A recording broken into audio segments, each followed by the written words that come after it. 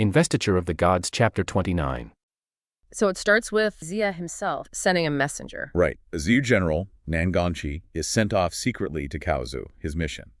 Find Chang Heihu and deliver this letter from Jianxia.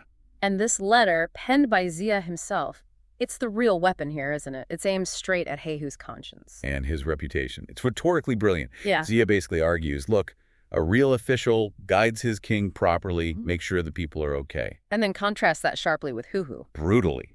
He labels Huhu's actions as tolerating pure evil. The source material itself is ruthless about Huhu's crimes. Yeah, it lists things like misleading the emperor, crushing the people. There's that phrase, gnawing bone and sucking marrow. Exactly, just horrible imagery. And evil accumulated like a mountain.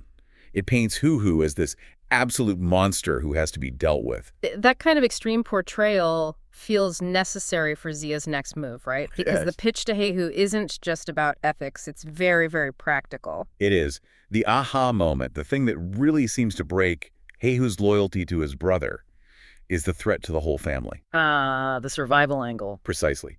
Xia appeals to Heihu's reputation for being, decent. He says, basically, you can clean up the family name. Deal with your brother. But if he refuses... Then Xia warns him. The Kunlun flames, meaning the unstoppable force of the Zhu campaign, will burn everything down. Good, bad, doesn't matter. Everyone goes.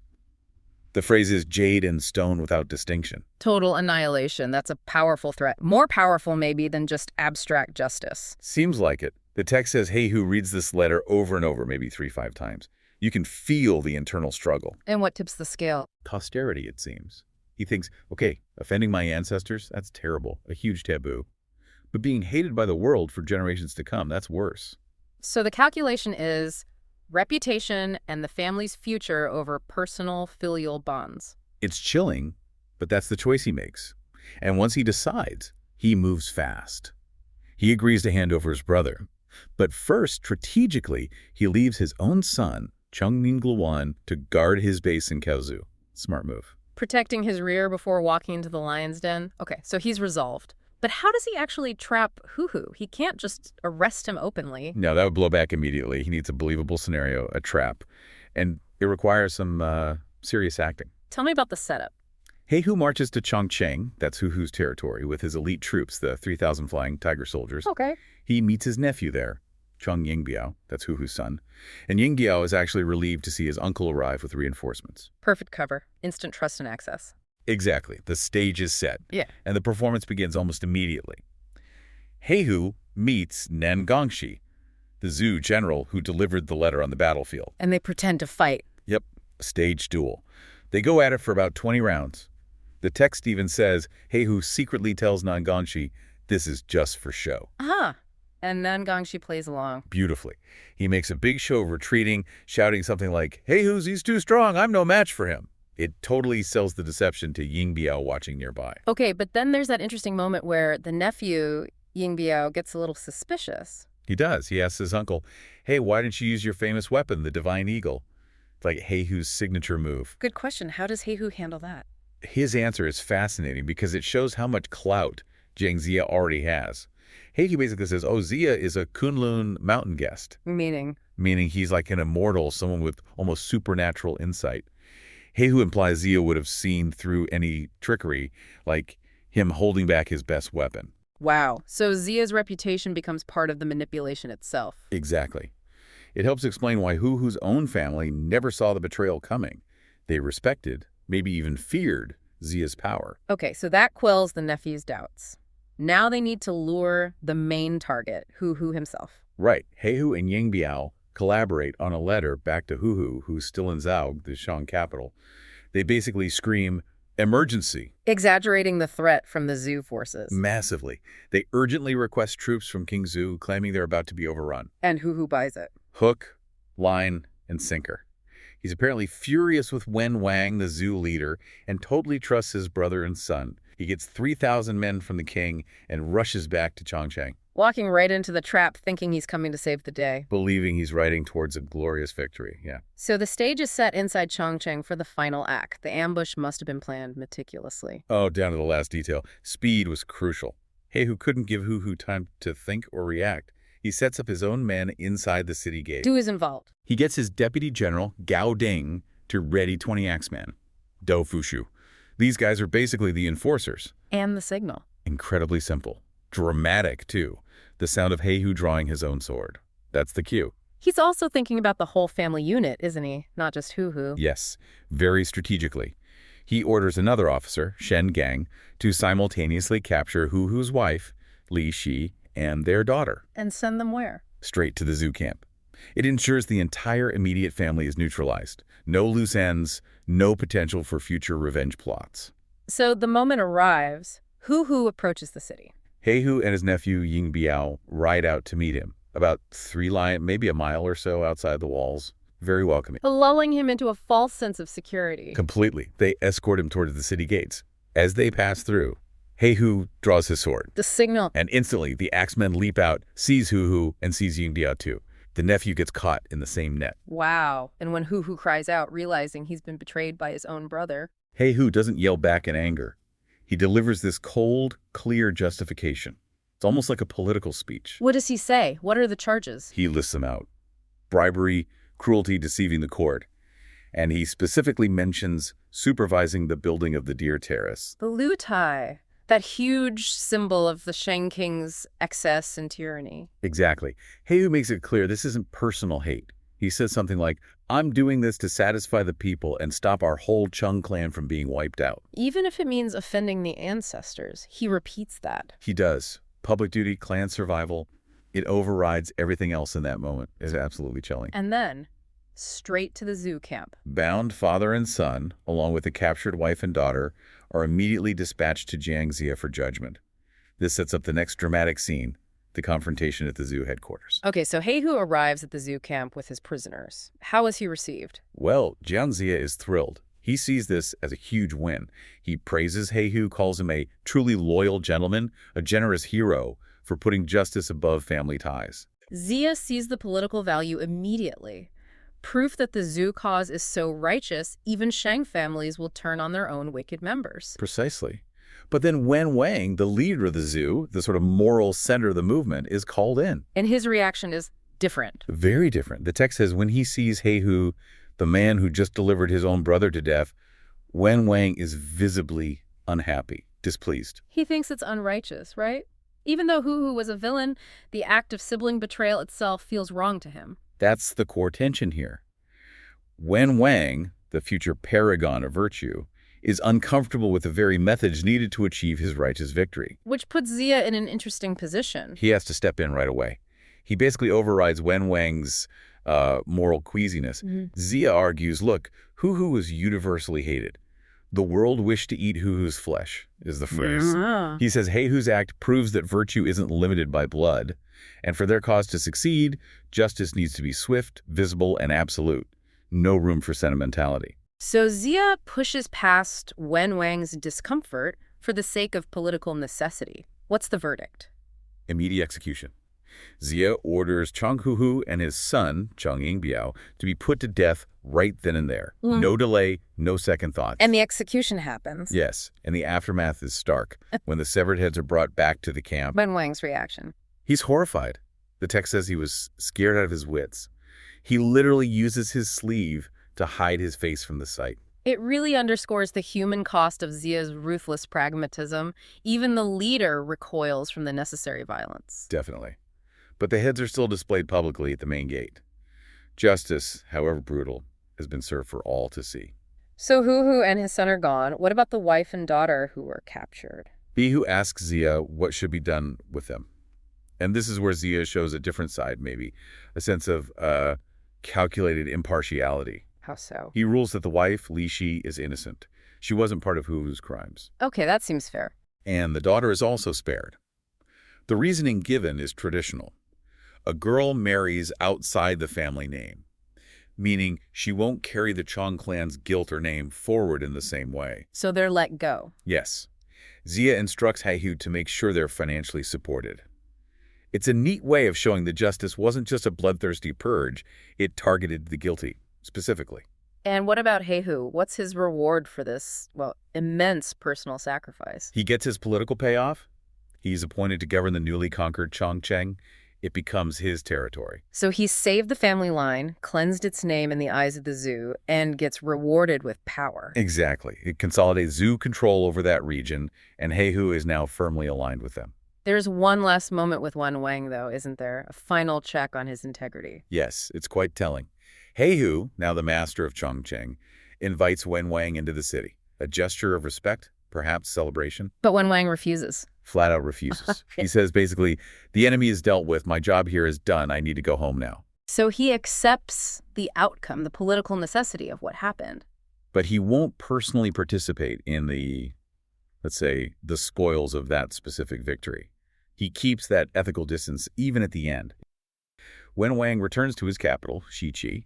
He's just executed Cheng Hu and his son, a guy everyone apparently hated. Right. Politically, you'd think, job well done. Right. Righteous act, liberation. But that's not what the sources show at all.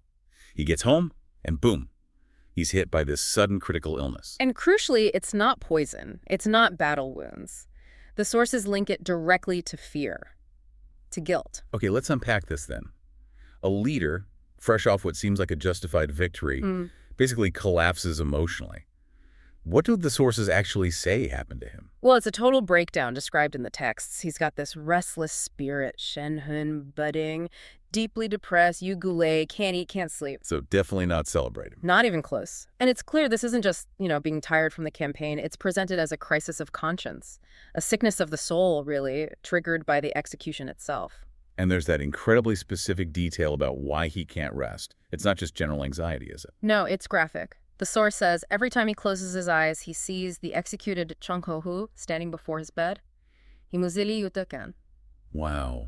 So he's literally haunted. He is genuinely haunted. That single image tells you everything. It wasn't the violence itself, maybe, but the act. He fears he crossed a line. Which brings us to the legality, right? Yeah. That's the heart of it. He wasn't just haunted by a ghost, but by the potential illegality of what he did. Precisely. Remember the feudal structure. When Wang and Cheng Hu were peers, both vassals to King Zhou, same rank. Yeah. By executing a fellow vassal, even a terrible one, without an explicit order from the emperor, well, he committed what the text calls zixuan, acting independently, taking the law into his own hands. Which in that system is a huge deal. It's massive. It's essentially usurping the emperor's authority to judge and punish his own lords.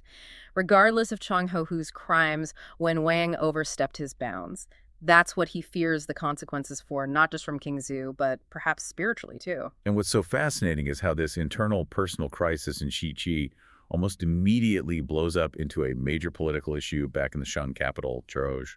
Oh, absolutely. The execution doesn't happen in a vacuum. Suddenly, the north is destabilized. Cheng Hu is gone, sure, but his brother, Cheng Hu Black Tiger, takes over Tong City.